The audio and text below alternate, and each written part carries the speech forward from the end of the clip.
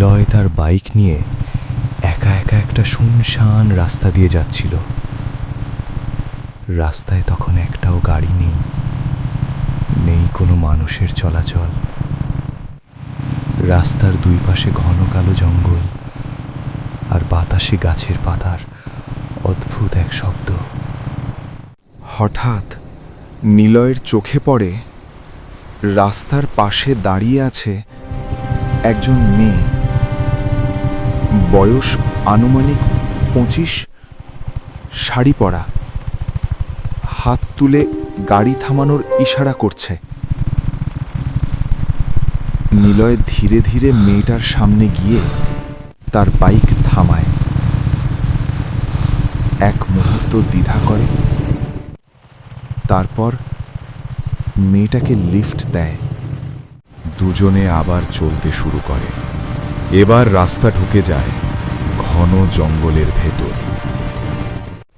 এর কিছুক্ষণ পর দেখা যায় নিলয়ের পিছনে যে বসে আছে সে আর কোনো সাধারণ মানুষ নয়, বরং ভয়ঙ্কর এক ডাইনি।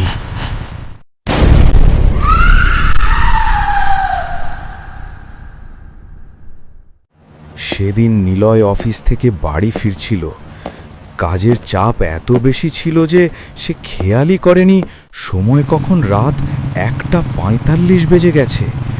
সাধারণত সে হাইওয়ে দিয়েই যায়, কিন্তু এত রাতে মনে হলো হাইওয়ের মাঝখানের এই ছোট জঙ্গলের রাস্তা দিয়ে গেলে সময় আর দূরত্ব দুটোই অর্ধেক কমে যাবে।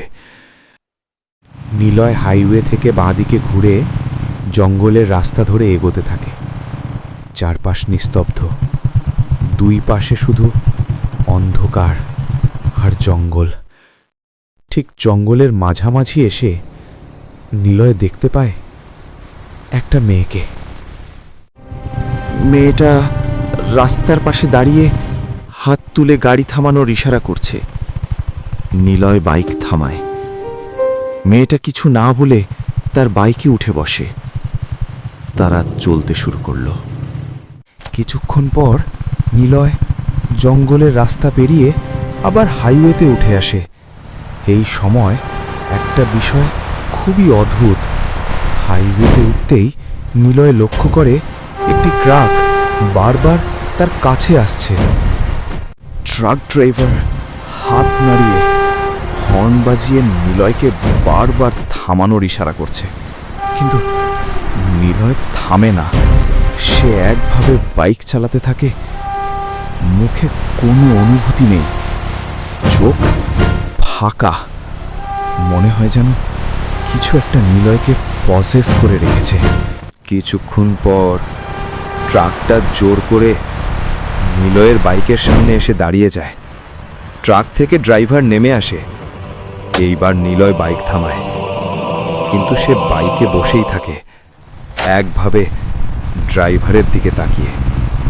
একটা কথাও বলে না। ড্রাইভারের হাতে একটি মোটা লাঠি। সে আয়াতুল কুরসি পড়তে পড়তে ধীরে ধীরে নিলয়ের পিছনের দিকে যায়। নিলয়ের পিছনে বসে থাকা মেয়েটার মুখ নিলয়ের ডান কাঁধের সাথে লেগে আছে। হঠাৎ ড্রাইভার লাঠি দিয়ে জোরে আঘাত করে। ঠিক সেই মুহূর্তেই মেয়েটা হাওয়ায় মিলিয়ে যায়। নিলয়ের হুঁশ ফিরে আসে। সে হতভম্ব হয়ে বলে উঠতে চায়, কি হয়েছে? ড্রাইভার নিলয়কে বলে তার ডান কাঁধে হাত দিতে। নিলয়ের ডান কাঁধে হাত দিতেই সে দেখতে পায় ডান কাঁধ দিয়ে রক্ত চুইয়ে পড়ছে। মনে হচ্ছে যেন কেউ তার কাঁধের মাংস ছিঁড়ে খেয়েছে। এই দৃশ্য দেখেই নিলয় অজ্ঞান হয়ে যায়।